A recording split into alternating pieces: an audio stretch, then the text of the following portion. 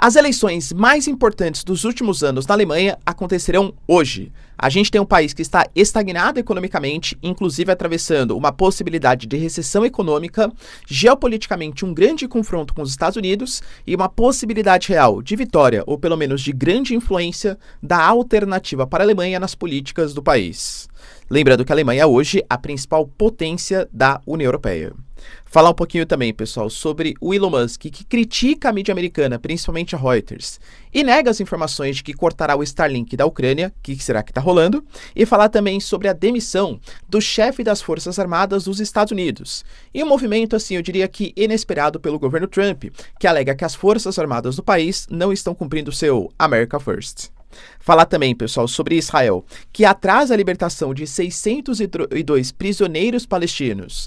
E agora o Hamas reclama que está descumprindo os acordos de cessar-fogo. Vamos ver o que Israel quer, né, de fato, para cumprir os acordos. E finalizar, falar um pouquinho também sobre os Estados Unidos, que demonstra um otimismo com a possibilidade de paz entre Rússia e Ucrânia sair ainda essa semana. Eu já adianto para vocês que não vejo com tanto otimismo assim, porque o Zelensky aparentemente negou mais uma vez o acordo proposto pelos Estados Unidos e Emmanuel Macron viajará em direção aos Estados Unidos, pedindo para que a Europa retome o protagonismo, tenha importância na paz entre Rússia e Ucrânia. Será que vai conseguir? Se vocês querem entender um pouco mais sobre esses assuntos, e muito mais também sobre geografia, geopolítica, atualidades, política, polêmicas, enfim. Tudo para você se manter sempre bem atualizado. Já se inscreve no canal, deixa seu like, compartilha esse vídeo, que eu, professor Ricardo, conto muito com a sua ajuda. Belezinha? Pessoal, recado rapidinho da nossa parceiraça do canal. A sua empresa, a sua marca está em perigo. Eu sei porque a minha também estava até pouco tempo atrás, porque eu não tinha um registro no INPI. Para quem não sabe, eu tenho uma empresa, professor Ricardo Marcílio, que tem todo um ecossistema ligado à educação. É canal do YouTube, é plataforma, só que eu corri o risco de perder por falta de segurança jurídica. Mas de verdade, quando você vai tentar fazer, é um processo lento, burocrático e extremamente difícil. Por sorte, a parceira aqui do canal, a Movon, ela agiliza todo esse processo para você. Então, se você quiser ganhar por um preço altamente competitivo, sem burocracia, registrar e ter uma garantia que a empresa, a marca vai de fato ser sua, link na descrição e conta com o serviço da Movon. Você não vai se arrepender. Bom, galera, então bora lá pro vídeo, ó. Hoje nós vamos ter eleições, talvez das mais importantes do ano, que é a eleição na Alemanha. Por que eu falo isso para vocês? A Alemanha hoje é com certeza o principal país do bloco europeu, tanto geopoliticamente, mas principalmente economicamente. A Alemanha, ela sempre recebeu alcunha, principalmente ali pós década de 90 tal, de a locomotiva do continente europeu. Era um país que tinha um grande crescimento econômico na indústria química, indústria farmacêutica, na indústria automotiva, e hoje atravessa em 2023, 2024, uma queda do seu PIB e para 2025, muito possivelmente um crescimento, mas aquém do necessário. Atualmente, o chefe de governo, né, o primeiro-ministro, é o Olaf Scholz, que é do SPD, um partido de centro-esquerda, e assim, ele é considerado um primeiro-ministro muito frágil, tanto do ponto de vista das questões internas do país, mas principalmente geopoliticamente. Também, o grau de comparação é um pouco injusto, porque a Angela Merkel, não estou questionando se ela foi boa, se ela foi ruim, mas ela era conhecida como a mãezinha da Alemanha.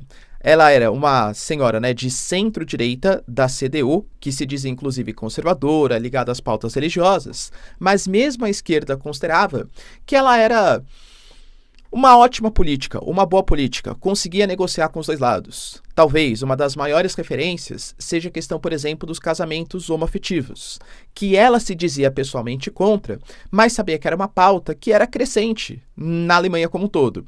Então, fala assim, olha, eu sou contra, mas como eu sei que é uma demanda nacional, eu vou inclusive ajudar a acelerar o processo, porque eu sou a primeira-ministra, não para mim, mas sim para o povo alemão.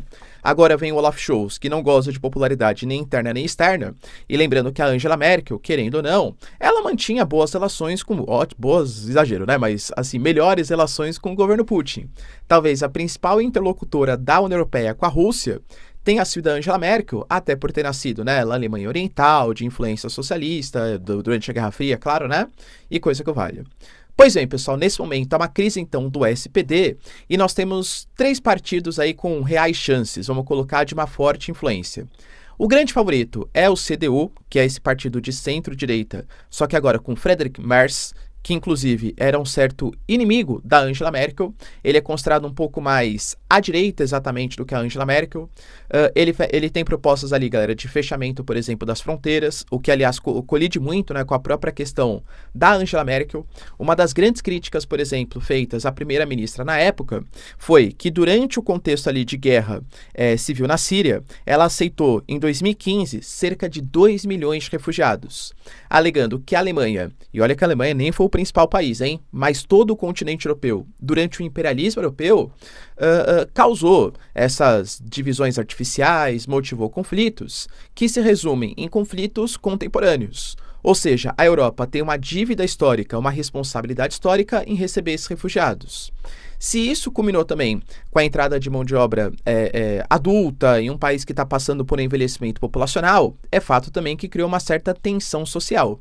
Tanto que hoje, por exemplo, o Merz, apesar de ser do mesmo partido da Angela Merkel, conseguiu aprovar uma moção, que não tem força de lei, pelo menos por enquanto, mas indica quais serão os caminhos, possivelmente, do seu futuro governo, de fechamento das fronteiras. A Alemanha, que durante os anos 2010 talvez tenha sido a referência da chegada desses imigrantes ou desses refugiados.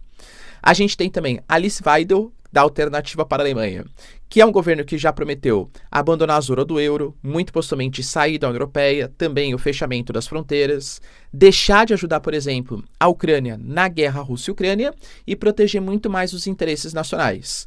Ou seja, uma contestação a essa Alemanha que governa para a União Europeia, que é a liderança da União Europeia, e uma retomada dos valores nacionais. Galera, convenhamos que se a Alemanha se fechar dessa maneira, poxa, sendo o principal país do bloco europeu, com certeza se coloca em risco até a própria União Europeia como um todo, tá? Lembrando que a Alice Weidel, ela tem hoje grande popularidade e uma crescente popularidade no leste da Alemanha, as mesmas regiões que eram antigamente, né, o bloco, a RDA, ou seja, a República Democrática da Alemanha, a Alemanha Socialista, e conta com apoio muito importante dos Estados Unidos. Principalmente do Elon Musk, que fez lives, inclusive acusou, né? Olha, isso não o Elon Musk, mas os europeus, os Estados Unidos como um todo. Assim, Europa, principalmente a Alemanha, vocês têm que tomar muito cuidado, por quê? Porque vocês estão combatendo os inimigos errados. Vocês estão achando que o inimigo de vocês é a Rússia e a China, quando na verdade são os próprios políticos, ou seja, a parte interna do continente europeu. Dando a entender que é uma onda de censura, criticaram, por exemplo, a questão do cordão sanitário. A Alternativa para a Alemanha, que é considerado pelos alemães como um partido de extrema-direita, ele sempre foi boicotado de votações. Então, geralmente, o que a Alternativa para a Alemanha propunha, os outros partidos, mesmo que concordassem com algumas pautas, não votavam para excluir esse partido. Teve essa crítica por parte dos Estados Unidos e tudo isso foi considerado como uma interferência do processo eleitoral, tanto pelo Merz quanto também pelo Olaf Scholz, que é o atual primeiro-ministro. Então, assim, a Alternativa para a Alemanha muito possivelmente vai conseguir aí, pelo menos segundo os dados eleitorais, cerca de 14%, talvez 20% dos votos, não sabemos. Mesmo que atinja, sei lá, 35% e seja uma enorme surpresa, muito possivelmente não vai conseguir formar um governo. Por quê? Para você, no sistema parlamentarista, conseguir eleger um primeiro-ministro, você tem que associar a outros partidos. Isso, inclusive, foi um dos motivos da queda do Olaf Scholz. O SPD, nas últimas eleições, teve uma votação importante, mas não a maioria no Congresso.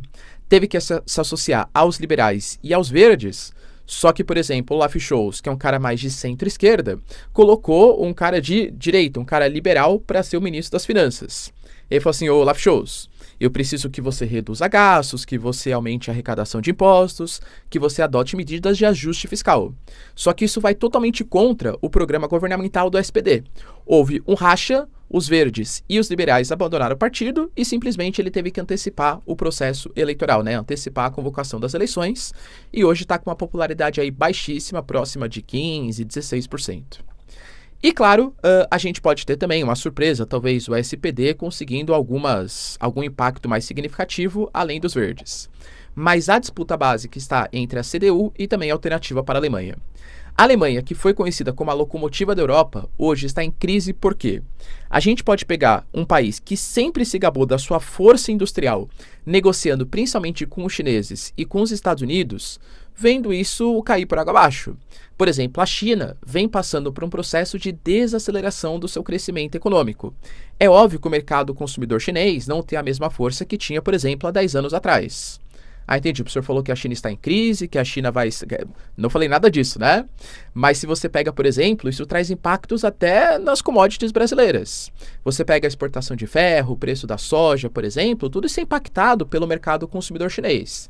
A China não compra mais os alemães como comprava tempos atrás. Os Estados Unidos, por exemplo, está anunciando fazer agora taxas ao setor automotivo, ao setor farmacêutico, chips, semicondutores. Já anunciou, por exemplo, sobre taxas ao aço e alumínio, que podem impactar a União Europeia em cerca de 20 bilhões de euros. Ou seja, grande impacto, inclusive, para a Alemanha. Além disso, vale lembrar que a Alemanha é acusada de ser um país extremamente burocrático, assim como os outros do continente europeu, tanto na questão da altíssima carga tributária, mas também das regulamentações trabalhistas e principalmente das regulamentações ambientais. Então, talvez hoje, no mundo tão globalizado, algumas empresas, algumas indústrias prefiram produzir em outros países mais competitivos, mais baratos, menos burocráticos, do que exatamente na Alemanha. Tanto que o Friedrich Merz, por exemplo, como eu falei, da CDU, o grande favorito, ele promete destravar a economia alemã. Muito possivelmente, tirando algumas questões trabalhistas, tirando algumas regulamentações ambientais. Só que aí existe uma União Europeia que pode combater isso. Lembrando que hoje a União Europeia não é só um bloco econômico, ela é quase um bloco político. Muitas das legislações europeias, elas se sobrepõem a legislações nacionais, são mais importantes, né, que as legislações nacionais, principalmente depois do Tratado de Lisboa. Ou seja, a Alemanha vai ter um certo trabalhinho aí, mas muito possivelmente consiga reverter essa situação, porque é muito mais fácil, sei lá, a Alemanha, que é um país que tem uma mão de obra, galera, com certeza muito qualificada, por uma grande produção científica no país, e uma dívida, se controlada, se comparada aos seus pares, relativamente baixa em relação ao PIB, do que consertar a economia de um país, por exemplo, estagnado, que tem uma mão de obra pouquíssimo qualificada, entende? Então a Alemanha parece que é um país que está fora do eixo, mas com algumas consertadas na engrenagem, pode voltar para o caminho do desenvolvimento econômico. Para você, galera, quem que vai ser o primeiro-ministro? Aliás, quem vai ser a maior força política da Alemanha? CDU, SPD ou AfD? Alternativa para a Alemanha, hein? Deixa aí nos comentários. A gente teve também, pessoal, notícias importantes que eu compartilhei com vocês ontem sobre o Elon Musk, que é não é secretário porque não foi nomeado oficialmente, mas um dos conselheiros do governo Trump, do DOGE, do Departamento de Eficiência Governamental. No contexto em que os Estados Unidos já colocaram que o Zelensky é um ditador, que é um péssimo comediante, que o Zelensky tem que assinar o acordo de terras raras, senão ele pode se arrepender no futuro. O Trump colocou, por exemplo, que o Bessent, que é o secretário do Tesouro, perdeu tempo indo até a Ucrânia, e inclusive colocou-se numa situação perigosa, porque a Ucrânia é um país numa situação de guerra, e precisa assinar o acordo de terras raras. O Elon Musk, segundo a Reuters, estava cogitando encerrar o Starlink, que ele forneceu lá no comecinho da guerra Rússia-Ucrânia, para apoiar a comunicação dos ucranianos, como uma forma de retaliação. Ou seja, ou fornece os minerais terras raras, um acordo assinado com os Estados Unidos, ou a gente corta a comunicação de vocês. O Elon Musk veio a público, ou pelo menos no seu ex, claro, desmentir as informações. Inclusive colocou, tá, que a Reuters está mentindo. E, aliás, eles só perdem para a Associated Press como os mais mentirosos da mídia tradicional. Professor, quer dizer então que a Reuters é mentirosa?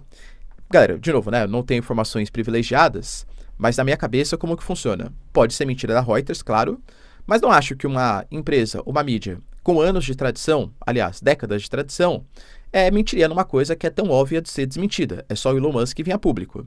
Inclusive, alguns agentes da Reuters alegam que, na verdade, isso foi vazado por agentes, por informantes dos Estados Unidos, de maneira proposital. Ou seja, ó, vai lá, vaza, finge que é uma informação ultra exclusiva, ultra confidencial, aí a Reuters divulga. Aí o Elon Musk vem a público e desmente. Não, mas calma, foi alguém de vocês que falou pra mim? Sim, mas ele falou de maneira proposital uma mentira, só para Elon Musk desmentir e mais uma vez tirar a credibilidade da mídia internacional. Qual você acha que é a versão melhor? Informantes internos ou, de fato, a Reuters inventou essa ideia do nada, sabendo que seria desmentida possivelmente no dia seguinte, como foi pelo Elon Musk? Deixa aí nos comentários. A gente teve também, pessoal, o Trump fazendo uma manobra que eu diria que é quase inovadora. Aliás, foi inovadora, no sentido que ele colocou o Don Kane, que é o general de 3 estrelas da reserva dos Estados Unidos, no lugar do Charlie Brown. O Charles Brown, né? O Charles Brown, ele era o chefe das Forças Armadas dos Estados Unidos, só que segundo o presidente americano, embora ele não tenha falado publicamente sobre o Charles Brown, ele colocou que as Forças Armadas americanas estavam fora dos princípios que os Estados Unidos consideram como os princípios do America First. Professor, quais são esses princípios? Na minha cabeça, tá? De novo, não foi falado publicamente. Ele falou durante todo o processo eleitoral que as Forças Armadas americanas estavam muito voltadas para as pautas woke, ou seja, com cotas em relação a transgêneros, em relação a mulheres, por exemplo, e isso estava comprometendo a qualidade, segundo os Estados Unidos, claro, né, segundo Trump, das Forças Armadas do país. Além disso, há muitos gastos desnecessários, segundo o governo Trump e segundo Elon Musk. Talvez vocês tenham visto até o tweet ou X que o Trump fez, que falou assim, Elon Musk, pô, gosto do seu trabalho, mas você está sendo muito soft, muito suave. Eu quero um Elon Musk mais contundente. Ainda mais, né? Segundo o Trump. E o Elon Musk respondeu ali, inclusive em público, né, no X. Pode deixar, Trump, tamo junto, eu vou ser mais contundente. O Pete Hegseth, que é o secretário dos Estados Unidos, apresentou uma proposta que as Forças Armadas vão ter que reduzir os seus gastos em 8%. Mas muito possivelmente, não acho eu, ainda mais pelo contexto geopolítico que se instala, que vão ser corte de gastos em produções bélicas, talvez sejam em gastos que eles consideram supérfluos, gastos relacionados à diversidade, gastos que podem ser contidos, sem prejudicar a capacidade bélica dos americanos, já que hoje os Estados Unidos têm cerca de 40% de todos os gastos militares do planeta, né? Então, não acho que, aliás, segundo o Elon Musk e segundo Pete Hegseth, existe espaço para cortar esses gastos. Com isso, a demissão, não só dele, mas de outras 6 pessoas que faziam parte do topo ali da estrutura militar americana, acho que é dentro desse contexto de tentar tirar essa pauta woke e também colocar uma eficiência, vamos colocar assim, corte de gastos, mas sem comprometer a produtividade ou a qualidade do exército americano. Esse novo comandante, ele é um pouco mais alinhado com o governo Trump, pelo menos é isso que a mídia americana coloca. Outro ponto, pessoal, importante, está ligado ao atraso de Israel para libertar os 602 prisioneiros. Ontem a gente teve a libertação de mais 6 reféns que estavam sendo mantidos ali sob o controle do Hamas, e isso praticamente finaliza, ou finalizaria pelo menos, a primeira fase do acordo de cessar-fogo entre Hamas e Israel. Agora, nesse segundo momento, teoricamente, é hora de Israel tirar suas tropas da faixa de Gaza, o Hamas devolver os reféns que ainda faltam serem devolvidos, tanto vivos quanto mortos, para Israel, e aí pensar numa terceira fase, que seria, teoricamente, a reconstrução da faixa de Gaza, a instalação de um novo governo e coisa que vale. Eu já tinha adiantado para vocês, reforço, o governo Benjamin Netanyahu não vai aceitar que o Hamas continue comandando a faixa de Gaza, e nem que exista uma faixa de Gaza que seja controlada por outro grupo, mas que o Hamas continue interferindo nos processos locais.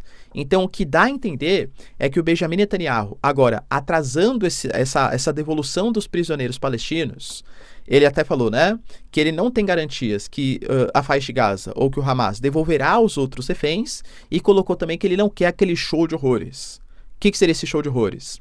Geralmente, quando os reféns eles são libertados, geralmente o Hamas ele faz todo um grande evento, faz um desfile.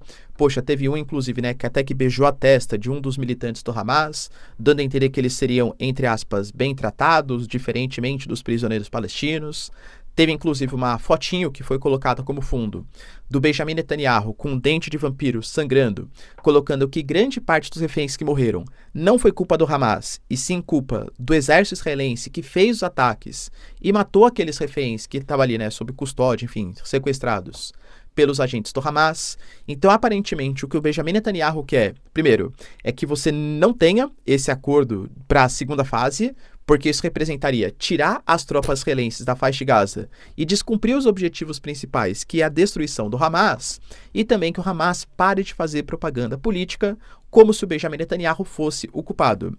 Coloco para vocês, até a família Bibas, galera, que é uma grande referência dos reféns, criticou publicamente o Benjamin Netanyahu, alegando que talvez se ele tivesse feito movimentos de resgate dos reféns como prioridade, em detrimento de conquistas militares, como o Corredor Netzarim, Corredor Filadélfia, dentre outras posições, talvez os familiares ainda estivessem vivos. Fato é que atrasou e a gente não sabe de fato se a gente vai partir para a segunda fase do acordo entre Israel e Hamas. Será que vai rolar? E a gente teve também a confirmação que Israel fez uma operação na Cisjordânia pela primeira vez com tanques em 20 anos. Isso já tinha anunciado, inclusive eu já tinha até colocado para vocês no canal, foi em detrimento, segundo Israel, do crescimento de militantes do Hamas nos campos de refugiados.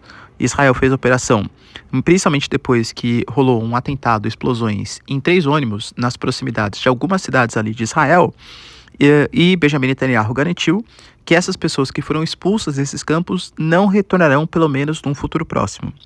Isso abre precedente, isso é perigoso, porque os movimentos palestinos consideram que isso pode ser o início de um processo de desmobilização e ocupação não só da faixa de Gaza, mas também da Cisjordânia.